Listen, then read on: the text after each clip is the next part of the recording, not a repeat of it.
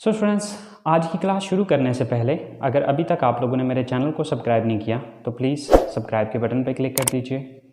और अगर आपको मेरी वीडियोस पसंद आ रही हैं तो प्लीज़ लाइक एंड शेयर के बटन पर क्लिक कीजिए। और अगर आपको कोई भी कन्फ्यूजन हो रहा है या कोई चीज़ समझ में नहीं आ रही तो आप लोग कमेंट्स बॉक्स में जाके कमेंट्स कर सकते हैं। सो स्टूडेंट्स, चलें स्टार्ट करते हैं हमारी आज की क्लास। सो स्टूडेंट्स, पिछली क्लास में हमने कुड मॉडल वर्ब के बारे में बात की थी। कुड मॉडल वर्ब के 5 यूजेस की हमने बात की थी, जिसमें से हमने फर्स्ट यूज़ डिस्कस किया था जो कि था for pass ability.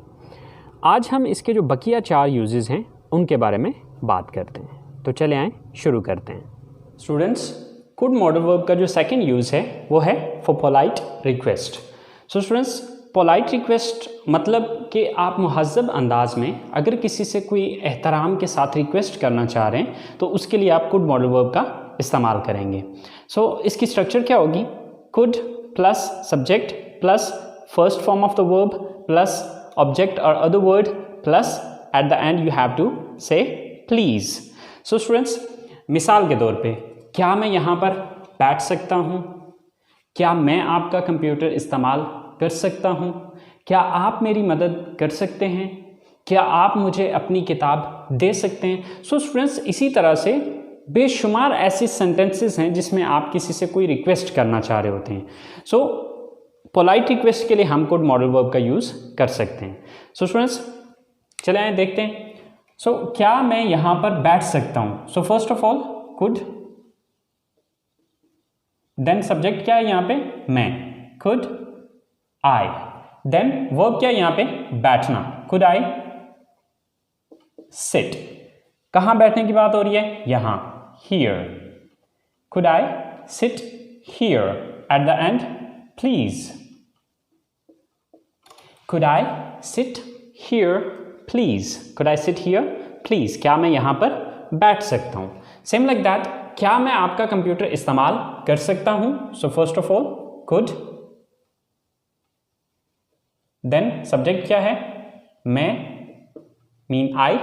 Then first form of the word, verb क्या है? इस्तेमाल करना, यूज। Could I use. क्या इस्तेमाल करने की बात हो रही है? ऑब्जेक्ट क्या है यहाँ पे?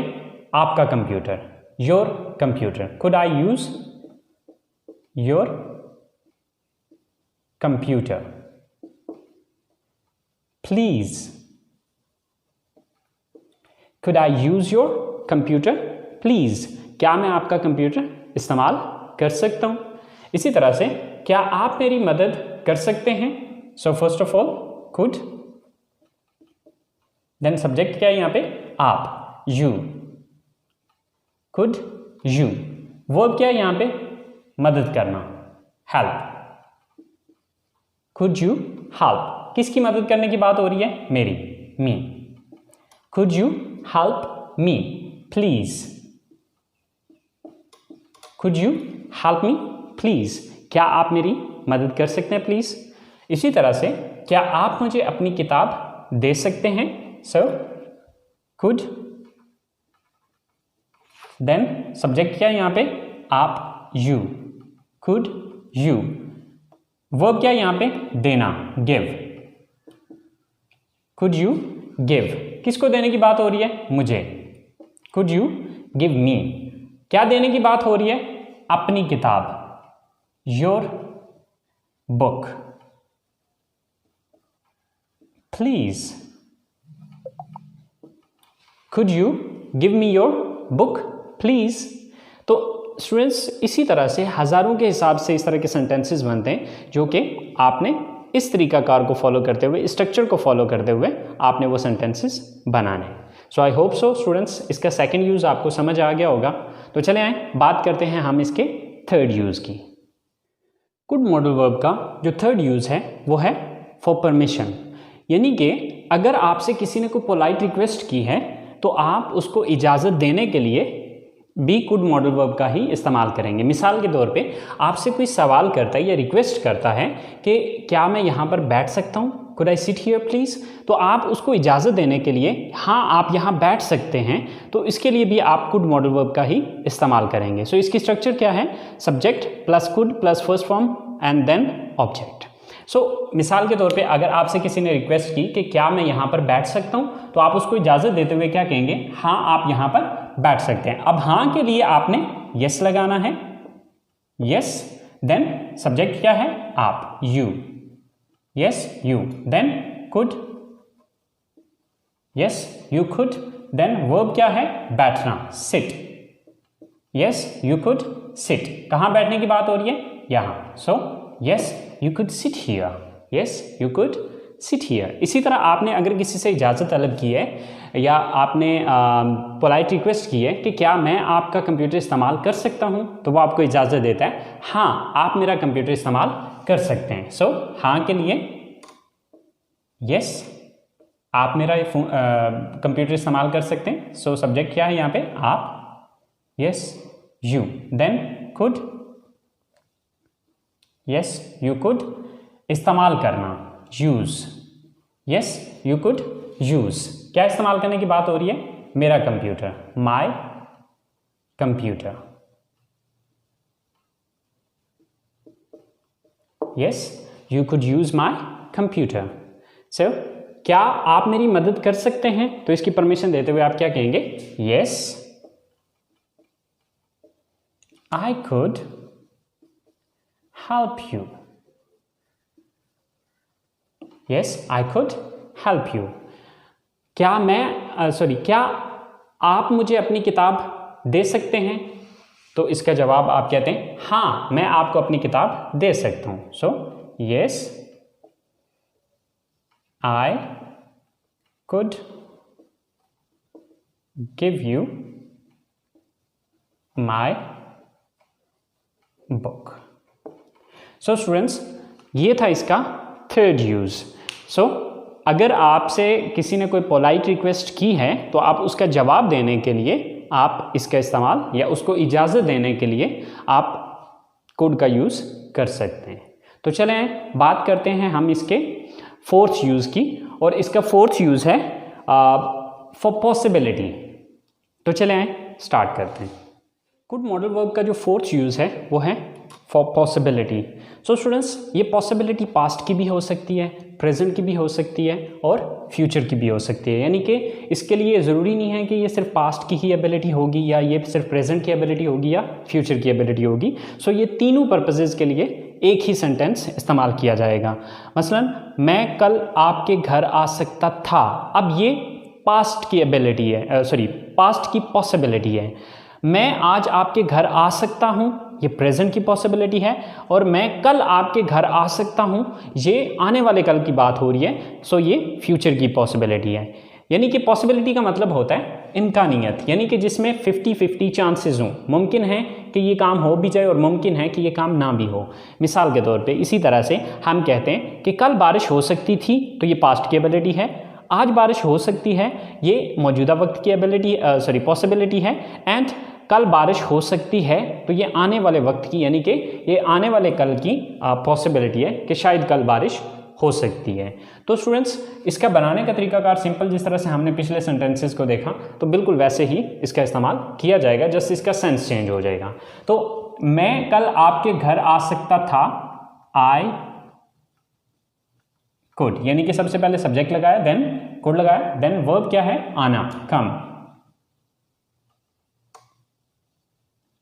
I could come, आपके घर, your home.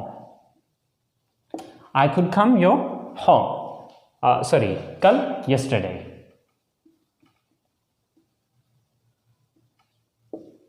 I could come your home yesterday. कल मैं आपके घर आ सकता था। मैं आज आपके घर आ सकता हूं, I could come your home today, क्योंकि आज की इंग्लिश क्या है, टुडे। अब देखें कि अगर आप इस सेंटेंस को देखें और इस सेंटेंस में देखें, तो फर्क सिर्फ आ रहा है यस्टरडे एंड टुडे का, राइट? क्योंकि गुजरा हुआ कल यस्टरडे, आज टुडे। अब इसी तरह जो अगला सेंटेंस हम बनाएंगे, उसमें भी सिर्फ एक लफ्ज का चेंज आएगा, और वो है आने वाले कल की इंग्लिश। सो मैं कल आपके घर आ सकता हूं, I could come your home tomorrow. I could come your home tomorrow. कल मैं आपके घर आ सकता हूँ. सो स्टूडेंट्स, अगर आप इन तीनों सेंटेंसेस को देखें तो सिर्फ लास्ट वाला जो वर्ड है वो आपको डिफरेंट नजर आएगा, क्योंकि गुजरा हुआ कल yesterday, आज today एंड आने वाला कल tomorrow. इसी तरह से कल बारिश हो सकती थी, सबसे पहले subject it, then could, it could, then verb क्या है, बारिश होना, rain. It could rain, बारिश हो सकती थी. सो कल yesterday. It could rain yesterday, कल बारिश हो सकती थी. आज बारिश हो सकती है. It could rain today. It could rain today, आज बारिश हो सकती है. इसी तरह से कल बारिश हो सकती है, यानी कि आने वाले कल की बात हो रही है. It could rain tomorrow, कल बारिश हो सकती है. सो स्टूडेंट्स, अगर आप इन तीनों सेंटेंसेस को भी देखें तो बाकी सेंटेंस सेम है, सिर्फ yesterday, today and tomorrow, just ये चीज़ चेंज हो रही है. अगर आप इन दोनों सेंटेंसेस को देखें तो इसके अंदर आपको पास्ट, प्रेजेंट एंड फ्यूचर तीनों की पॉसिबिलिटी नज़र आएगी. सिर्फ हम चेंज क्या कर रहे हैं, जस्ट लास्ट का वर्ड चेंज कर रहे हैं. सो आई होप आपको इसका फोर्थ यूज़ भी समझ में आ गया होगा.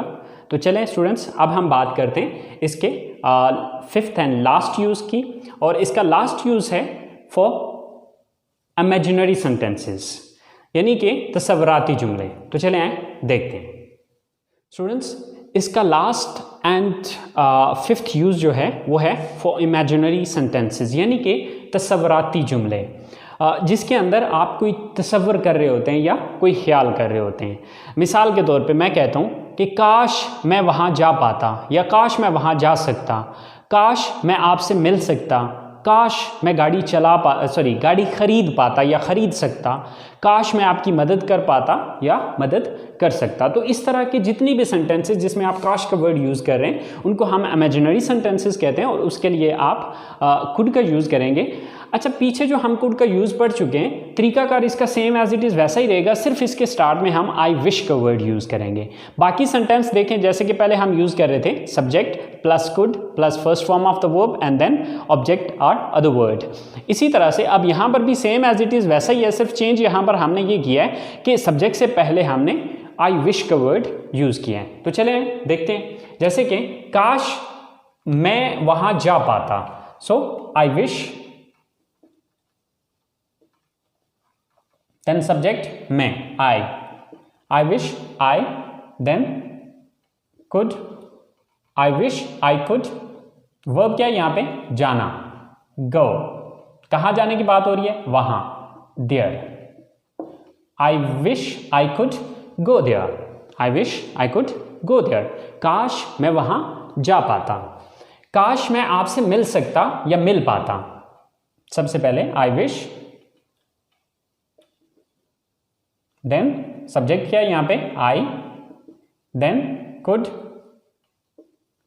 देन वर्ब क्या है यहाँ पे, मिलना, meet. I wish I could meet, किससे मिलने की बात हो रही है, आपसे. So I wish I could meet you, I wish I could meet you, काश मैं आपसे मिल पाता, काश मैं गाड़ी खरीद पाता या खरीद सकता. आई विश, देन सब्जेक्ट क्या है, आई, देन वर्ब क्या है यहाँ पे, खरीदना, buy. I wish I could, I could buy, I wish I could buy गाड़ी, the car. I wish I could buy the car, काश मैं गाड़ी खरीद पाता, काश मैं आपकी मदद कर सकता या कर पाता.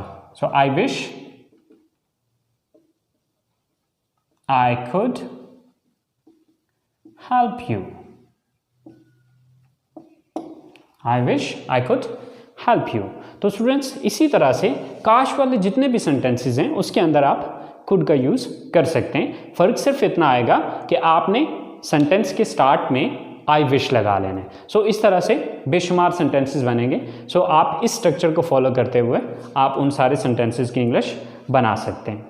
So students, I hope so आपको कुड मॉडल वर्ब के जो 5 यूजेस हैं वो समझ आ गए होंगे। फिर भी अगर आपको कोई कन्फ्यूजन हो रहा है या कोई चीज़ जो समझ में नहीं आ रही तो आप प्लीज़ कमेंट्स बॉक्स में जाके कमेंट्स कर सकते हैं। इंशाल्लाह मैं आपके उस कन्फ्यूजन को क्लियर करने की कोशिश करूँगा। सो अपना बहुत सारा ख्याल रखिएगा। इंशाल्लाह ज़िंदगी रही तो आप लोगों से अगली क्लास के साथ मुलाकात होगी। अल्लाह हाफिज़।